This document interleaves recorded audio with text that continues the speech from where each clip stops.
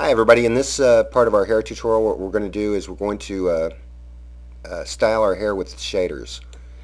Uh, your shaders are up here, and if you've done the guide hair thing, and I might be pushing that a little too much, but you notice that everything's going to update nice and quick. So one thing that you can do is go ahead and put your uh, root and your tip color and make them the same, and you have a more consistent hairstyle. See that? And all that light area right there is the highlights. Highlights are I normally take them out until I'm toward the end of my hairstyling process, uh, but you can manipulate the shininess. Take the shininess down. Yeah, it's gonna not gonna help out a lot. Bring the highlight down. There we go. And see, you can get more and more subtle shininess out of manipulating those two things. Ooh. Manipulating these two things. Thickness is kind of a cool one. Uh, you know that when you can directly manipulate your hair, uh, by your scaling. You can do it that way, and if you want to tweak it further, you can tweak it via this. Bring your root thickness down, and you have kind of thinnish hair. See that? No. You have kind of thinnish hair. Uh, if you want super thick hair, do super thick all the way around, and you have kind of a mousse-ish, like you've moosed your hair look. Tip thickness. Bring that down like that. Bring it about halfway, and it turns out pretty decent. Let's see. Length. Length is kind of cool, especially with the hairstyles that a lot of kids use. That these kids these days use. Um, you can you can mess with the length and get length variation. This is kind of a cool thing right here. You want your figure to look kind of hip. Put length variation. Let's do it at 100% to kind of check it out and see how spiky it looks.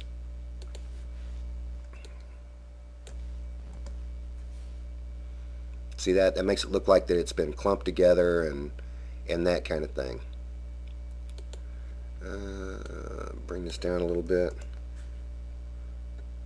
and it looks a little more natural, minus these little bald spots here.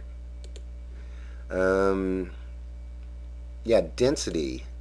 Density is kind of like your thickness tool, only instead of changing the width of your hair, it puts space in between your hairs.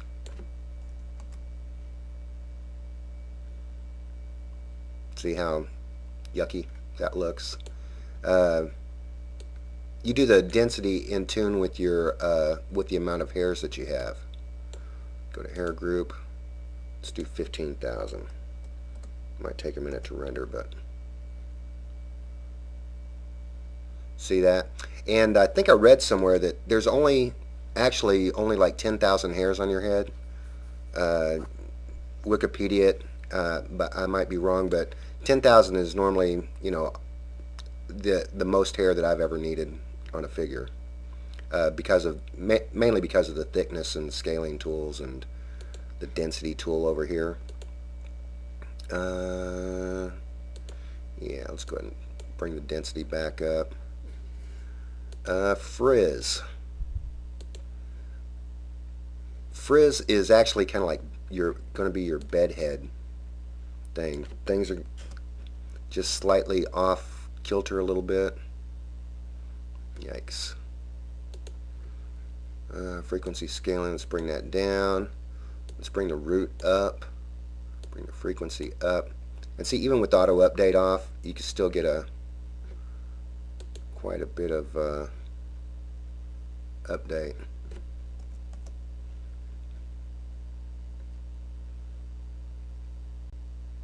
Yeah, Frizz really takes it in some weird directions. I think this is one of those ones you probably want to just for slight. There we go. Just kind of do it for slight changes. It's another one I don't use a whole lot. Take that back out. Kink I do use a lot. Yeah, kink is actually pretty cool. If you're doing curly hair, bring your frequency scaling, which makes your curls smaller, and then the frequency increases the amount of frequency.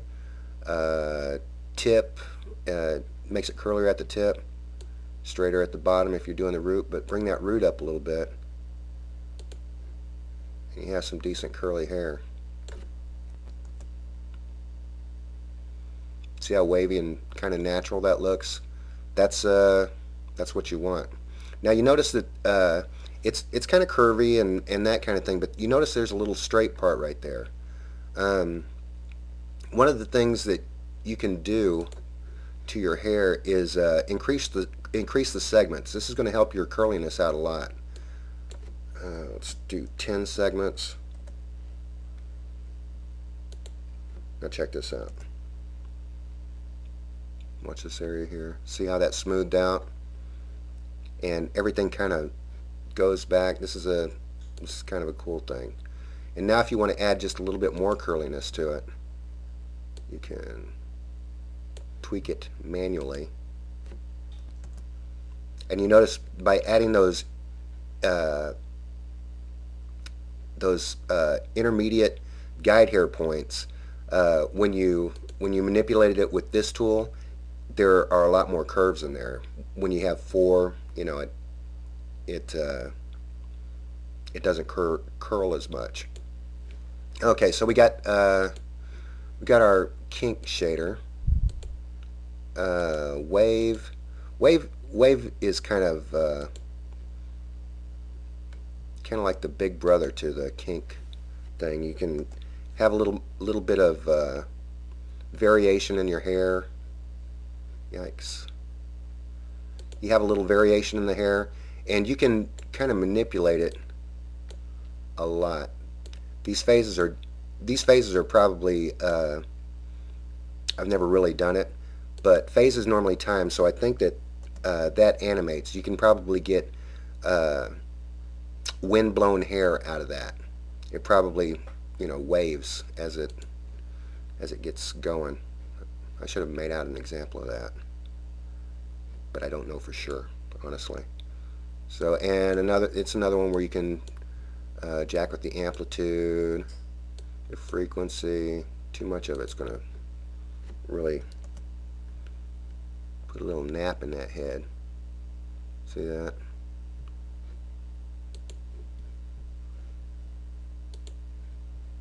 But if you want to kind of see, this is all this down here. When you do this, this is the final.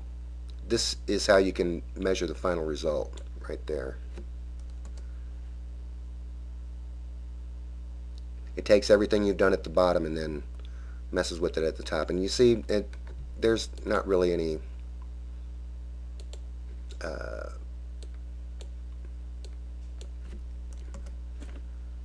there's not really a whole lot of goodness I don't know, coming out of it. I mean, it's one of those ones you got to kind of tweak a little bit.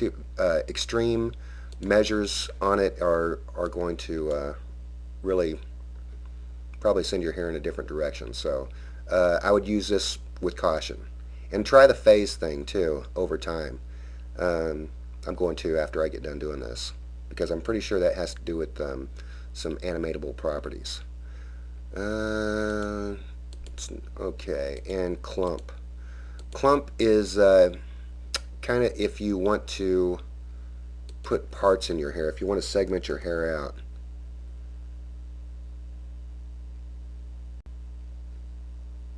It's like if you combed it with a little baby comb, or little plastic comb.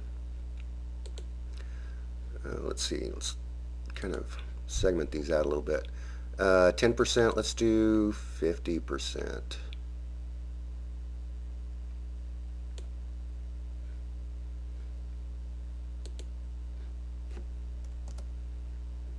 And you notice that the shader does everything independent of the, well, that didn't do a whole lot, independent of the guide hairs. So you use these together. Oh, there we go. I was wondering where that part went. Now you got kind of a part here. Let's see. Let's clump it at 50%. Variation 55. Let's just jack with those values a little bit.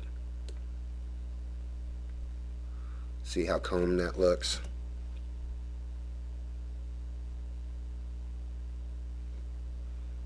You can get some decent looking hair, but the clump isn't going to do it by itself. And you use these in conjunction with each other, and you get some mostly you want to use these with kind of not too much, don't change the values a whole lot. Bring them down to kind of lower numbers. Bring the rate up. Nope. Bring the rate down. So you got to use lower values. Clump, clump. And then you can just kind of gauge what you want to do as you go. See that? So yeah, that's your shaders. Your shaders are a cool part of getting your hair the way you want it. Oh, one thing I wanted to show you before I go.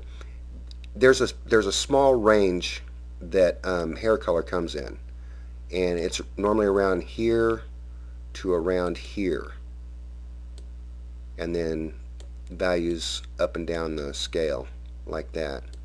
But if you kind of keep it in the middle and go from here to here, your hair range is more natural, and all you got to do is just make it a little bit darker.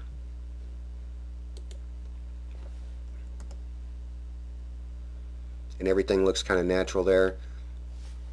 If you've ever tried to do red hair, Carrera actually does some decent red hair.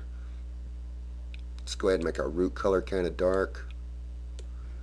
Make our tip color red.